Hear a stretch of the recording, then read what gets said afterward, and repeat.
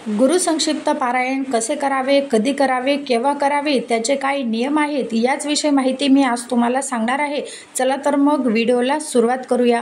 गुरुचरित्र हा ग्रंथ महिला वाचू शकता का, पठण करू शकता का? तर हो, वाचू शकता, पठण करू शकता।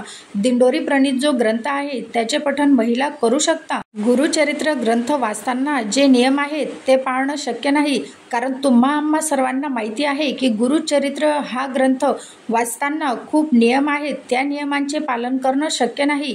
तर अशी कोणती सेवा आहे की जी सेवा केल्याने गुरुचरित्र ग्रंथ वाचल्याचे फळ मिळेल?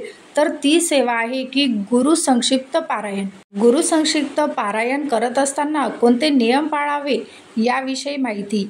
हे पारायण कुणीही करू शकतं, स्त्री पुरुष लहान मुलं कोणीही करू शकतं। हे पारायण तुम्हाला देवघरासमोर बसूनच करायचं आहे। ही सेवा तुम्हाला दुपारी 12 ते 12:30च्या दरम्यान करायची नाही, कारण ही वेळ दत्तगुरूंची भिक्षेची वेळ असते। तसेच तुम्ही सकाळी पहाटे लवकर उठून किंवा संध्याकाळी ही सेवा करू शकता। ही सेवा करत असताना परअन्न वर्ज्य असतं, तुम्हाला दुसऱ्यांचे घरचं खायचं नाही, आपल्या घरी पत्नी किंवा बहिणीच्या हाताचंच खावं। तसेच या काळात दिवाण किंवा सोप्यावर झोपणं देखील टाळावं। खाली जमिनीवर एक चटई किंवा सतरंजी टाकून डाव्या कुशीवर झोपावं। गुरु संक्षिप्त पारायण हे कोणत्या दिवशी करावं? तर गुरु संक्षिप्त पारायण हे गुरुवार या दिवशी करावं, कारण हा दिवस दत्त महाराजांचा दिवस मानला जातो। संक्षिप्त गुरुचरित्र किती अध्यायांचे आहे आणि किती वेळ लागतो? तर संक्षिप्त गुरुचरित्र अध्यायात एकूण 7 अध्याय आहेत, ज्यासाठी अंदाजे 45 ते 1 तासांचा वेळ लागतो। पारायणाच्या दिवशी उपवास करावा का? तर पारायणाच्या दिवशी उपवास तुम्हाला शक्य असेल तर तुम्ही करा, नसेल शक्य तर तुम्ही फळाहार किंवा एक वेळ भोजन करून देखील करू शकता।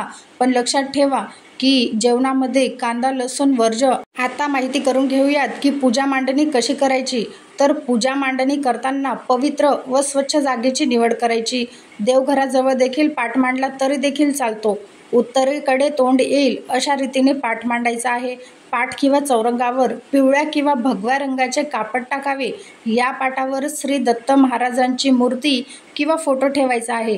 चौरंगावर एक कलश भरून त्यात स्वच्छ पाणी भरून कुंकू, अक्षदा आणि एक पान टाकायचे आहे।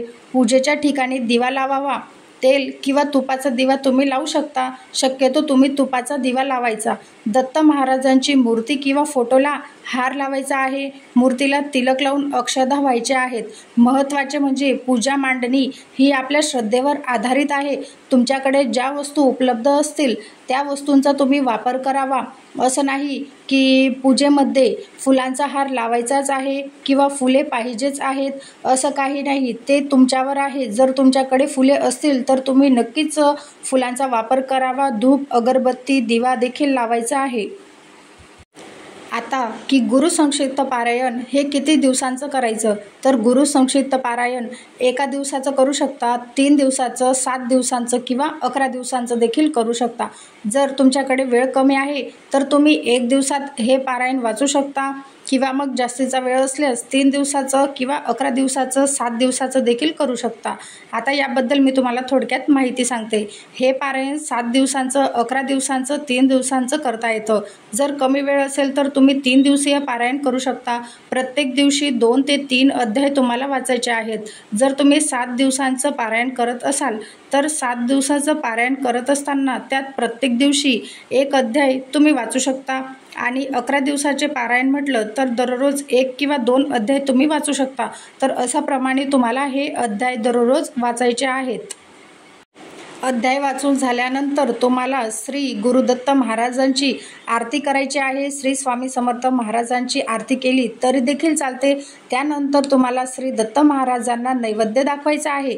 त्यात तुम्ही दूध व साखरेचा नैवेद्य श्री दत्तगुरू महाराजांना दाखवू शकता, कारण दूध व साखरेचा नैवेद्य अत्यंत साधा आणि सात्विक मानला जातो। दत्त महाराजांच्या पारायणासाठी हा सर्वात सामान्य आणि सोपा असा नैवेद्य आहे। दूध साखरेमध्ये मिसळून एक पवित्र असा नैवेद्य तयार होतो।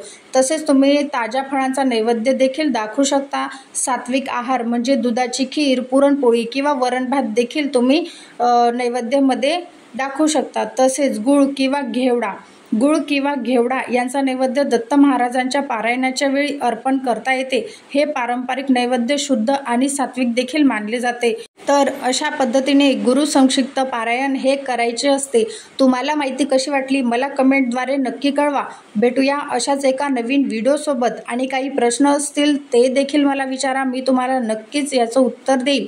भेटूया अशाच एका नवीन व्हिडिओसोबत. तोपर्यंत श्री स्वामी समर्थ. जय जय स्वामी समर्थ.